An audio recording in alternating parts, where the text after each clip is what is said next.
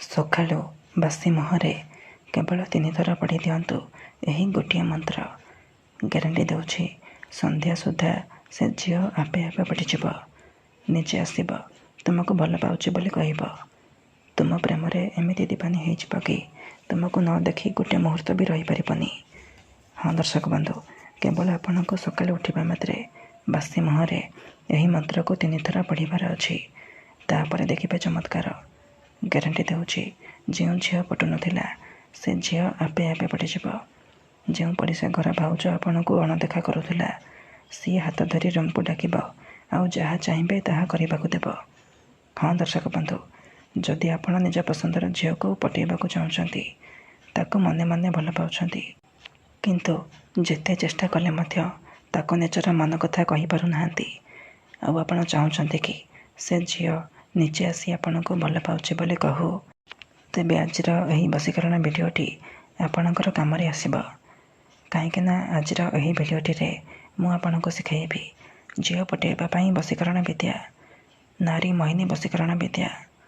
ଏହି ବଶୀକରଣକୁ ଯଦି ଆପଣ ସକାଳୁ ବାସି ମୁହଁରେ କରିଦେବେ, ଗ୍ୟାରେଣ୍ଟି ଦେଉଛି ସନ୍ଧ୍ୟା ହେବା ମାତ୍ରେ ସିଏ ପଟିଯିବ। ରାତି ଦିନ ଆପଣଙ୍କ କଥା ଭାବିବ, ନିଜେ ଆସିବ, ଆପଣଙ୍କ ସହିତ ସମ୍ପର୍କ ରଖିବ, ଆପଣଙ୍କୁ ଛାଡ଼ି ଗୋଟିଏ ମୁହୂର୍ତ୍ତ ବି ରହିପାରିବନି। ନମସ୍କାର ଦର୍ଶକ ବନ୍ଧୁ, ଏସ୍ ମନ୍ତ୍ର ଚ୍ୟାନେଲରେ ଆପଣମାନଙ୍କୁ ସ୍ୱାଗତ। ଆଜିର ଏହି ବଶୀକରଣ ସବୁଠାରୁ ପ୍ରଚଣ୍ଡ ମହାଶକ୍ତିଶାଳୀ ବଶୀକରଣ, ଦୁନିଆର ସବୁଠାରୁ ଶକ୍ତିଶାଳୀ ବଶୀକରଣ। ଯିଏ ବି ଏହାକୁ କରିଛି 100ରୁ 100% ସଫଳ ହୋଇଛି। ବର୍ଷ ବର୍ଷ ଧରି ଭାଙ୍ଗି ଯାଇଥିବା ପୁରୁଣା ପ୍ରେମକୁ ମଧ୍ୟ ଫେରାଇ ଆଣିପାରିଛି। ଶାଶୁ, ନଣନ୍ଦ, ଦିଅର, ଭାଉଜ କାହାକୁ ବି ନିଜ ବଶରେ କରି ତାଠାରୁ ନିଜର ମନ ମୁତାବକ କାମ ହାସଲ କରିପାରିଛି। ତେଣୁ ଆପଣ ବି ମୋ କଥା ମାନି ମାତ୍ର ଗୋଟିଏ ଥର ଏହି ବଶୀକରଣ କରିକି ଦେଖନ୍ତୁ। ତାପରେ ଦେଖିବେ ଚମତ୍କାର। କିପରି ସେହି ସମୟଠାରୁ ସେ ଝିଅ ହେଉ ବା ପଡ଼ିଶା ଘର ସୁନ୍ଦରୀ ଭାଉଜ ଆପଣଙ୍କର ବଶରେ ହେଇଯିବ। ପାଗଳି ପରି ଆପଣଙ୍କୁ ଭଲ ପାଇବାକୁ ଲାଗିବ। ଆପଣଙ୍କୁ ନ ଦେଖି ଗୋଟିଏ ମୁହୂର୍ତ୍ତ ବି ରହିପାରିବନି। ତେବେ ଏହି ବଶୀକରଣ ବିଧିକୁ ଆପଣ କିପରି କରିବେ, କେମିତି କରିବେ, ଏହାର ପ୍ରୟୋଗ ବିଧି କ'ଣ, ମୁଁ ଆପଣଙ୍କୁ ଶିଖାଇବି। ସମ୍ପୂର୍ଣ୍ଣ ପ୍ରୟୋଗ ବିଧି ଠିକ୍ ଭାବରେ ଶିଖାଇବି। ଜାଣିବା ପାଇଁ ମୋର ଆପଣମାନଙ୍କୁ ଅନୁରୋଧ କି ଆପଣ ଭିଡ଼ିଓଟିକୁ ପୁରା ଧ୍ୟାନର ସହିତ ଶେଷ ପର୍ଯ୍ୟନ୍ତ ଦେଖନ୍ତୁ। ତେବେ ଯାଇକି ଆପଣ ସମ୍ପୂର୍ଣ୍ଣ ପ୍ରୟୋଗ ବିଧି ଜାଣିପାରିବେ। ଅଧାରୁ ଛାଡ଼ିକି ପଢ଼ାଇଲେ କିମ୍ବା କାଟି କାଟି ଦେଖିଲେ ଆପଣ କିଛି ବି ବୁଝିପାରିବେନି। ଆଉ ପରେ ଆପଣ କହିବେ, ଗୁରୁଜୀ ଆପଣଙ୍କର ବଶୀକରଣ କାମ କରୁନି। ଦେଖନ୍ତୁ, ବଶୀକରଣ ଭିଡ଼ିଓ ଦେଖିବା ପୂର୍ବରୁ ମୋର ଗୋଟିଏ ଛୋଟିଆ ଅନୁରୋଧ ଶୁଣି ନିଅନ୍ତୁ। ଯେଉଁପରି ଆପଣ ଭଗବାନଙ୍କୁ ମାନୁଛନ୍ତି, ଭଗବାନଙ୍କ ଉପରେ ବିଶ୍ୱାସ ରଖିଛନ୍ତି, ନିଜର ସବୁ ଦୁଃଖ, କଷ୍ଟ, ଅସୁବିଧା ଭଗବାନଙ୍କୁ ଜଣାଉଛନ୍ତି, ଯଦି ସେ ଅସୁବିଧାର ସମାଧାନ ନ ହେଲା ତାହାର ମାନେ ନୁହେଁ କି ଭଗବାନ ନାହାନ୍ତି।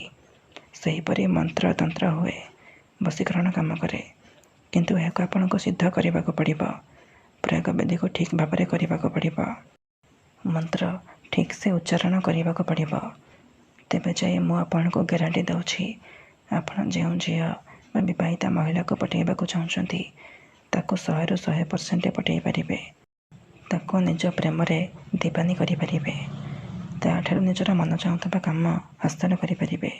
ଠିକ୍ ଅଛି, ତେବେ ବଶୀକରଣ କରିବା ପୂର୍ବରୁ ବଶୀକରଣ ବିଷୟରେ କିଛି ଜାଣି ରଖନ୍ତୁ। ବଶୀକରଣ କ'ଣ ପାଇଁ କରାଯାଏ?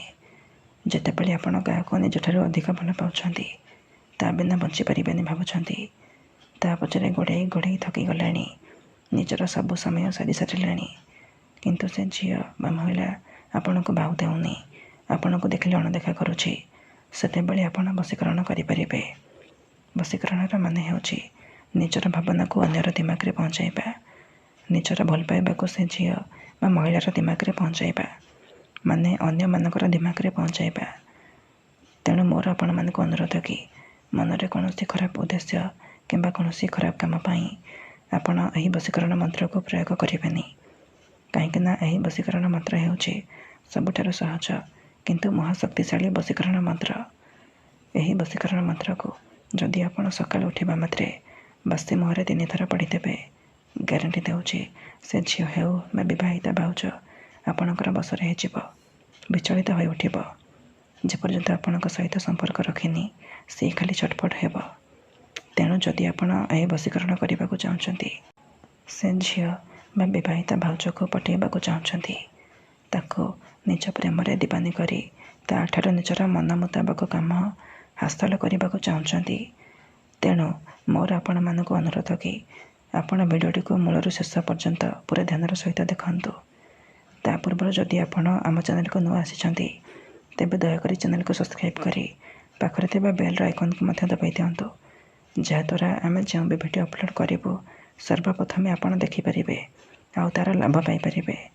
ଠିକ୍ ଅଛି, ତେବେ ମନେ ରଖନ୍ତୁ, ଏହି ବଶୀକରଣ ବିଧିକୁ ଆପଣ କେଉଁ ବି ବାରରେ କରିପାରିବେ, କିନ୍ତୁ ଯେବେ ବି କରିବେ ସକାଳୁ ବାସି ମୁହଁରେ କରିବେ।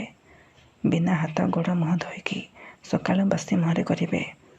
ପ୍ରଥମେ ଆପଣ କ'ଣ କରିବେ, ଯେତେବେଳେ ରାତିରେ ଶୋଇବା ପାଇଁ ଯିବେ ଗୋଟିଏ ଗ୍ଲାସରେ ଚିନି ପାଣି ଆଣିବେ। ତାପରେ ସେ ଚିନି ପାଣିର ଗ୍ଲାସକୁ ନିଜର ସାମ୍ନାରେ ରଖିବେ। ତାପରେ 7 ଥର ସେହି ଝିଅ ବା ମହିଳାର ନାମ କହିବେ ଯାହାକୁ ଆପଣ ପଠାଇବାକୁ ଚାହୁଁଛନ୍ତି। ପ୍ରଥମେ ଆପଣ ତାକୁ ମନେ ମନେ ଭାବିବେ, ତା'ର ମୁହଁକୁ ନିଜ ମନରେ ଭାବିବେ। ତାପରେ 7 ଥର ସେହି ଝିଅ ବା ମହିଳାର ନାମ କହିକି ଆପଣ ପାଣି ଗ୍ଲାସରେ 3 ଥର ଫୁଙ୍କିଦେବେ। ତାପରେ ଆପଣ ସେହି ପାଣି ଗ୍ଲାସକୁ ନିଜର ଖଟ ତଳେ ରଖିକି ଆପଣ ଶୋଇପଡ଼ିବେ। ଯଦି ଆପଣ ଖଟରେ ଶୋଉନାହାନ୍ତି, ତଳେ ଶୋଉଛନ୍ତି, ତେବେ ଆପଣ ସେ ପାଣି ଗ୍ଲାସକୁ ନିଜର ମୁଣ୍ଡ ପାଖରେ ରଖିକି ଆପଣ ଶୋଇପଡ଼ିବେ। ସକାଳୁ ଉଠିବା ମାତ୍ରେ ଆପଣ କ'ଣ କରିବେ, ବାସି ମୁହଁରେ ବିନା ହାତ ଗୋଡ଼ ମୁହଁ ଧୋଇକି ଆପଣ ବାସି ମୁହଁରେ ଆଖି ବନ୍ଦ କରିକି ସେଇ ଝିଅ ବା ମହିଳାକୁ ମନେ ମନେ ଭାବିବେ। ତା'ର ମୁହଁକୁ ନିଜ ମନରେ ଭାବିବେ। ତାପରେ ଏହି ମନ୍ତ୍ରକୁ 3 ଥର ପଢ଼ିବେ ଆଉ 3 ଢୋକ ପାଣି ଆପଣ ପିଇଦେବେ। ଦେଖନ୍ତୁ, ମନେକର ଆପଣ ଯେଉଁ ଝିଅ ବା ମହିଳାକୁ ପଠାଇବାକୁ ଚାହୁଁଛନ୍ତି ବା ନିଜ ବଶରେ କରିବାକୁ ଚାହୁଁଛନ୍ତି ତା'ର ନାମ ହେଉଛି ମମତା। ତେବେ ଆପଣ ମନ୍ତ୍ରକୁ ଏହିପରି ପଢ଼ିବେ, ମମତା ତୀବ୍ର ବଶୀଭୂତଂ, ମମତା ତୀବ୍ର ବଶୀଭୂତଂ। ଥରେ ଆପଣ କହିବେ ମମତା ତୀବ୍ର ବଶୀଭୂତଂ, ଗୋଟିଏ ଢୋକ ପାଣି ପିଇଦେବେ। ଆଉ ଥରେ କହିବେ ମମତା ତୀବ୍ର ବଶୀଭୂତଂ, ଆଉ ଗୋଟିଏ ଢୋକ ପାଣି ପିଇଦେବେ। ଏହିପରି ଆପଣ ଲଗାତାର 3 ଥର କହିବେ ଆଉ 3 ଢୋକ ପାଣି ଆପଣ ପିଇଦେବେ। ଏହିପରି ଆପଣ ଲଗାତାର 3 ଦିନ ପର୍ଯ୍ୟନ୍ତ ସକାଳୁ ଉଠିବା ମାତ୍ରେ ବାସି ମୁହଁରେ କରିବେ। ମନେ ରଖନ୍ତୁ, ଏହି ବିଧିକୁ ଆପଣ ଅଧାରୁ ଛାଡ଼ିବେନି। ଲଗାତାର 3 ଦିନ ପର୍ଯ୍ୟନ୍ତ ଆପଣ ସକାଳୁ ବାସି ମୁହଁରେ ଏହିପରି କରିବେ।